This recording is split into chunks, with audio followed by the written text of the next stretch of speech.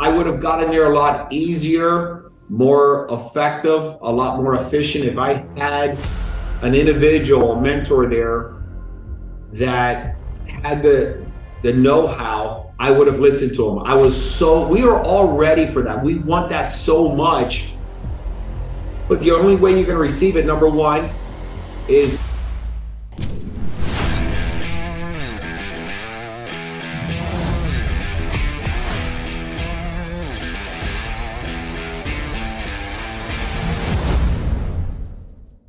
just heard your ego is not your amigo, and I was like, phew. and then you started telling a story of kind of who you were, and a little bit about your background and stuff. And I went to my wife and I said, we got to listen to this guy. Like, this is like a better version of me. More experience, obviously. Now you're older and all that stuff, but I was like, and because I think like we can only relate to, we can relate to all kinds of people, but we tend to gravitate to people that are like-minded or live a similar lifestyle or something like that. Would you agree? Yep, 1,000%. And more so, what I think we gravitate to are individuals, at least this is how I see it, and how it would help me was to gravitate to individuals that had this extreme discipline and focus, which is so hard to have. I mean, we can have it for a split second, but then we lose it and we can never get it back. And then when we do get it back, we lose it again. And that's always been my battle for a number of years until I grabbed hold of it and hung on to it. And I learned that from just gravitating to others that really did the hard, because it's to do the opposite is super easy, as we know. Yeah. So listen, I know, like, I was doing some research, and I believe you're born, and were you born in New York, or is that wrong or right? Yeah, no, I was born in New York, Bronx, and came to Miami as a peewee. Yeah. And so you grew up in Miami, running around, causing a ruckus. Yeah. Can we just go through the back again? Because I know you have a brother. Do you have other siblings besides your brother? Yes. Well, my dad, he had 14 children. Oh, wow. With different ladies, Chris. And the last awesome individual was my mom, and she had 3 of us. It was Eric, I, and Kevin. Kevin is 5 years younger than me. Eric and I are 18 months apart. Eric and I are extremely close because of our age is extremely close, and we're close today. We've been pretty much inseparable since we were practically born. So we were born in the Bronx, came to Miami as peewees, and like any other family, a loving family, a lot of passion, which is another word for chaos. And you can imagine with all those kids, very passionate. My dad, he was raised in New York from Puerto Rico. Before that, his family was in Spain. My mother's Jewish and Irish. A lot of personalities.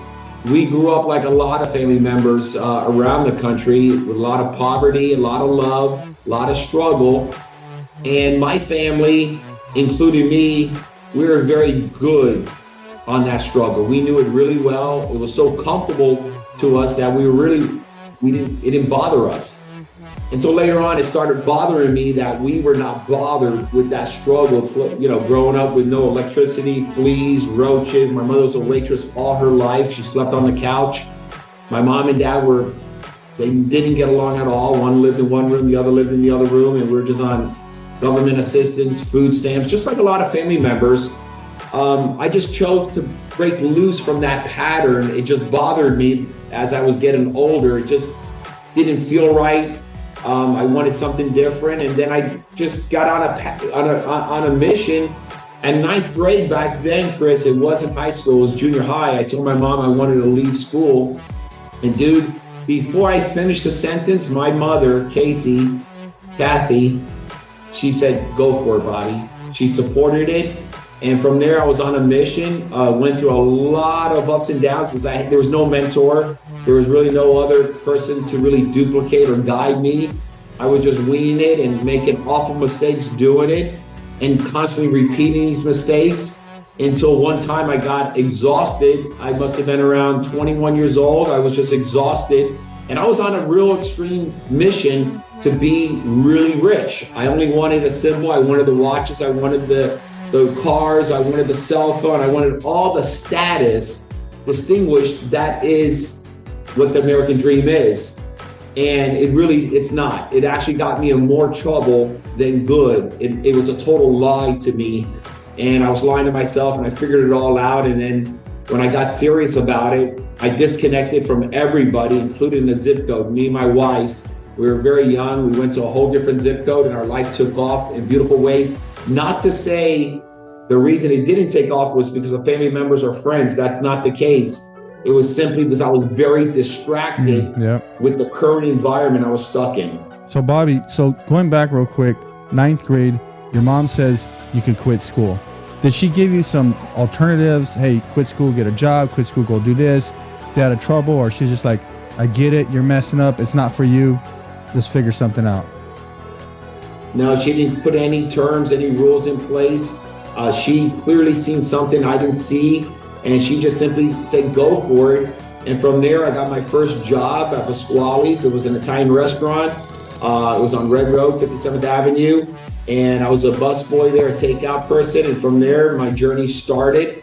And then I started learning without understanding I was learning people skills, because in the hospitality work, you had to deal with personalities and people. You had to serve.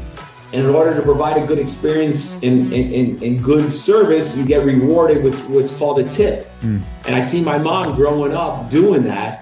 And that's where I started, was just at Pasquale's, and one thing led to another. I was on this mission to really get that watch, get that car. And again, that was success to me, because that's what I seen.